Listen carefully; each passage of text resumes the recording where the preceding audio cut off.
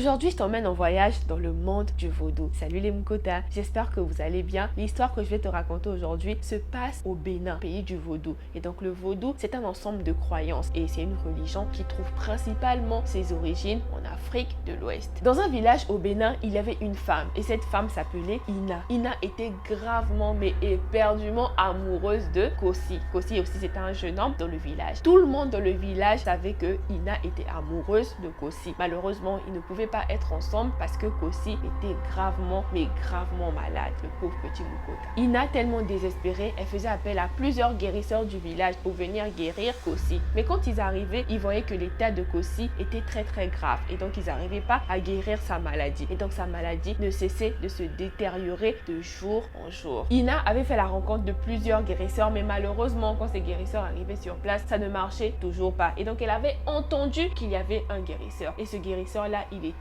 très puissant. Mais le guérisseur vivait très loin. Il était au fin fond du village. Et vous savez, c'était dans un village, il n'y avait pas de voiture. Et donc, il fallait qu'elle marche pour aller voir ce guérisseur au fin fond du village. Ina prépare un sac où elle met de l'eau et à manger. Et donc, elle va vers Kossi et dit à Kossi, j'arrive. Je vais faire ce long voyage-là pour aller trouver un guérisseur. Et quand je viendrai, tu seras guéri. Et donc, c'était la promesse qu'elle avait faite à Kossi. Elle va, ça lui a pris 3 jours de marche. Oh!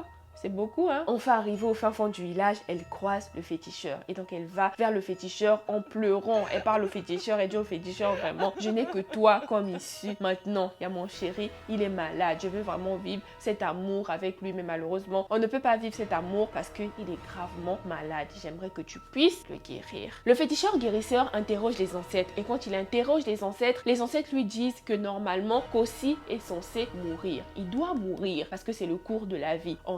On vit et on meurt. Et donc, c'est comme ça, il faut qu'il meure. Et donc, il n'y a pas d'issue pour lui. Et le féticheur dit à Ina ce que les ancêtres avaient dit. Et Ina se met en pleurs. Elle se met à pleurer devant le féticheur. Elle dit au féticheur, s'il te plaît, vraiment, aide-moi parce que je n'en peux plus. Aide-moi, s'il te plaît. Je veux vraiment qu'il puisse guérir. Reparle aux ancêtres. Il doit avoir une solution, s'il te plaît. En pleurant, mais vraiment, elle était vraiment désespérée. La pauvre petite Mukota. Et donc, le monsieur, pris de compassion, le féticheur était tellement pris de compassion qu'il réinterroge les ancêtres. Et cette fois-ci-là, il y avait une solution. Il interroge encore les ancêtres grâce à son vaudou. Et là, les ancêtres lui disent que Kossi peut guérir, mais à une condition. Il doit avoir un jeu de passe. Et donc, c'est quoi le jeu de passe? Comme Kossi était censé mourir, l'esprit de mort qui possédait Kossi allait aller dans le corps d'une autre personne. Donc, c'est un jeu de passe pour ne pas bouleverser le cours de la nature. La mort, c'est un événement naturel. Tout être humain doit passer par la mort. Et donc, pour ne pas bouleverser le cours de la nature, toi, tu veux sauver ton chéri, son esprit de mort doit aller dans le corps d'une autre personne. Au moins comme ça, dans tous les cas, quelqu'un doit mourir pour sauver une autre personne. Ina ne se rendait pas compte de la gravité du choix qu'elle allait faire parce qu'on ne savait pas vers qui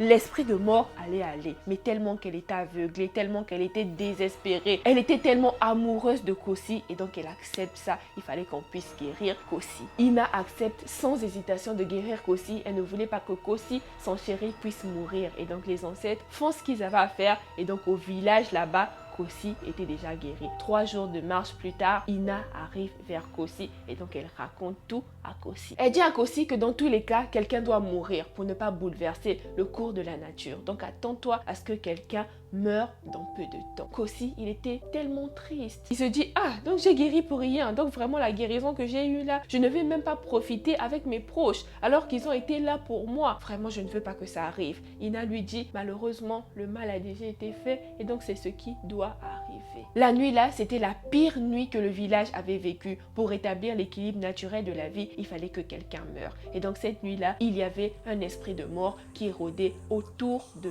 toutes les maisons dans le village pour rentrer dans un corps et pour demeurer dans ce corps à jamais. Malheureusement, le lendemain matin, on retrouve qui? Devinez c'est qui? On retrouve Ina allongée dans le lit sans vie. Pas besoin de vous faire comprendre que l'esprit de mort était rentré dans Ina. Quand Ina est morte, à l'aube, le féticheur est venu dans le village pour prendre le corps de Ina. Et apparemment, l'esprit de mort a choisi le corps de Ina parce que Ina, c'était un sacrifice pur. Elle était vierge. Vous savez, souvent dans ces situations, les esprits préfèrent les corps purs. Les corps purs, c'est par exemple un enfant, un bébé qui n'a jamais fait de péché ou une personne adulte vierge, que ce soit homme ou femme. Mais c'est c'est mieux une femme parce que c'est vraiment un sacrifice pur. Kossi s'est mis à pleurer toutes les larmes de son corps. Il était tellement déçu que sa bien-aimée soit partie, que sa bien-aimée soit morte. À cause de qui? À cause de lui. Et donc le féticheur a pris le corps de Ina et le corps de Ina a été offert en sacrifice et après son corps a été incinéré. Dis-moi ce que tu en penses de cette histoire. On se retrouve dans les commentaires. J'aimerais vraiment te lire et on passe à la deuxième histoire. En passant, n'hésite pas à t'abonner. C'est très important parce que je sais que tu aimes ces histoires. L'histoire se passe en Haïti et il faut savoir que le vaudou n'est pas qu'en Afrique de l'Ouest. Le vaudou est aussi dans les Caraïbes et en Haïti. L'histoire se passe en Haïti, précisément dans le département du nord-est. Et donc dans ce département-là, il y avait 2 filles. Ces 2 filles étaient très amies. En tout cas, c'était des meilleures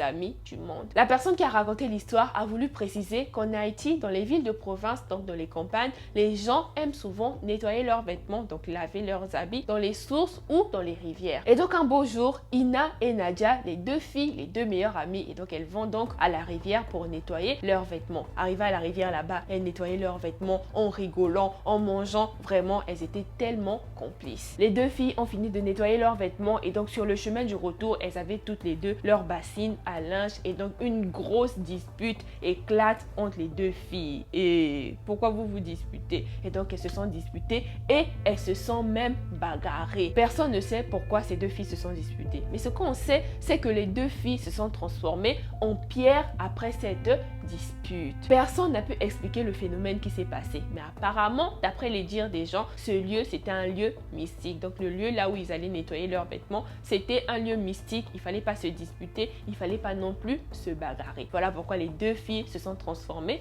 en pierre. Je vais vous mettre la vidéo à la fin de celle-ci parce que la personne qui a envoyé l'histoire m'a joint une vidéo dedans. Même la rivière où elles étaient allées nettoyer les habits avait disparu comme par magie. Il y avait 2 pierres comme 2 rochers sur la route et donc les arbres ont poussé du côté de la fille qui avait raison pour ne pas que le soleil la frappe. Et donc la fille qui avait tort, les arbres n'ont pas poussé autour d'elle. Et donc elle, son châtiment, c'était le soleil. Donc le soleil frappait sur sa pierre, donc elle. Et depuis, les gens, même les étrangers, viennent dans ce lieu pour faire des choses mystiques. Si tu veux faire du mal à quelqu'un, tu vas du côté de la fille qui avait tort. Et donc si tu veux faire du bien, si tu veux avoir de l'argent, tu veux faire des trucs bien, tu vas du côté de la fille qui avait raison. Et donc comment reconnaître la fille qui avait raison et la fille qui avait tort? C'est par rapport aux arbres. Les arbres ont poussé du côté de la fille qui avait raison. Du côté de la fille qui avait tort, il n'y a pas d'arbre. Son châtiment, c'était le soleil. En tout cas, j'espère que les 2 histoires t'ont plu. Je te mets la vidéo juste à la fin de ma vidéo. Watch time oblige. Si je te manque, n'hésite pas à me rejoindre sur Instagram. J'ai ouvert mon petit canal et donc tu peux toujours t'abonner et rejoindre le canal. C'est très important parce que là-bas, je laisse souvent les liens quand les vidéos sortent. Du coup, là-bas, vous êtes au courant du tic au tac. J'ai une 2e chaîne YouTube, c'est ma chaîne de vlog. N'hésite pas à aller t'abonner là-bas et à suivre le vlog que j'ai fait. Je suis à Cape Town. Le lien